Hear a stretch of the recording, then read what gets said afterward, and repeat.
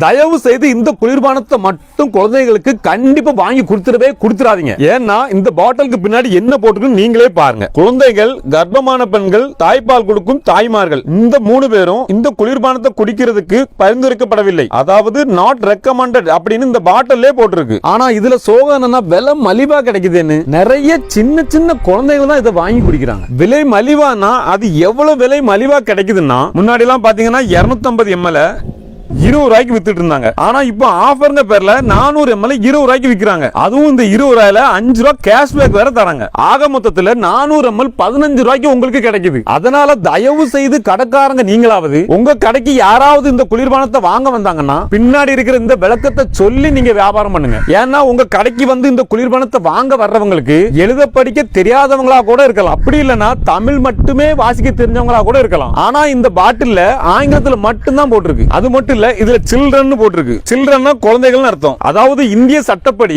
18 வயசு கீழே இருக்கிற அனைவருமே குழந்தைகளாகத்தான் கருதப்படுவாங்க.